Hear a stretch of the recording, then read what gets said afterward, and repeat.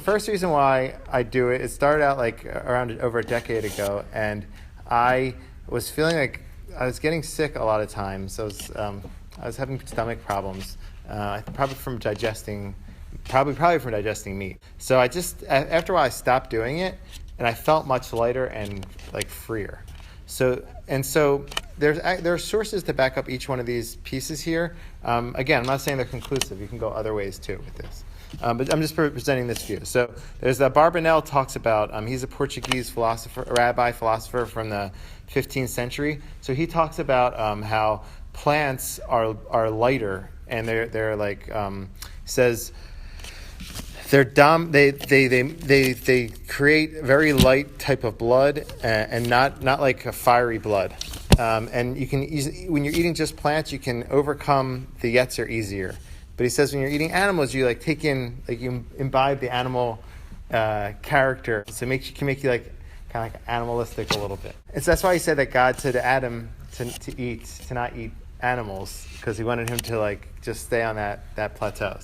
I experienced that. I do feel much lighter, and I just feel much lighter and more spiritual. Sometimes it's hard for a while. It was hard for me to do it because I needed that like groundedness, but somehow I was able to get over that. Okay, so that's like the first one, was like a spiritual reason. The second reason is like an ethical reason, and I just feel I'm a quasi mystic. So I feel like things are interconnected. I brought a source yesterday with Rav Kook talking about how plants are connected to us, and Rav Kook, he Ari Levin was walking and they pulled a leaf while he was walking, and Rav Kook said, "How could you do that? Everything's interconnected." So I feel like I personally see things kind of not just as like separate species, but like species on a continuum. And so we're all part of a spectrum of life. And so that's how I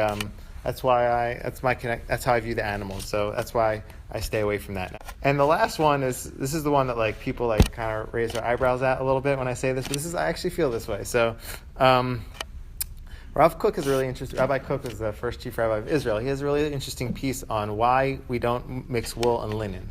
There's a law like that. You don't mix wool and linen. And shatnez. A lot of communities, when they get like a new suit, they'll bring it and they get a check that they don't have wool and linen together. So we try to understand what's the basis behind that. Rabbi Kook has a really interesting explanation. He says wool and linen are different because linen comes from the plants and wool comes from an animal. And he says you shouldn't conflate the two. They're different. We are given all the plants to kind of do what we want with them, but animals. He goes this far. He says the animals, like that's their property. That's the animal's wool. And so don't think that animals and plants are the exact same thing. You just take the animal's wool without feeling guilty about it at all. You could obviously argue differently, but this is his line of thought. And so I kind of feel like that. Someone told me that this is a theme in that Jerry Seinfeld Bee movie. Anybody see that movie? Okay. Okay. I'm not alone.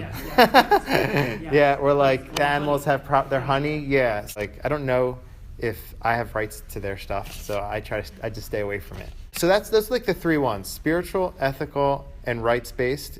But God gave us animals to eat. Yeah. That's why we have kashrut. Yeah. So that discussion of like pro meat eating arguments, I did that. We did that. We had a meat debate, and I presented the pro meat. I think there's arguments for each side. Even fish. Yeah, there's arguments for each side, so that I could address that at another time. I'm just presenting one argument, the vegan argument.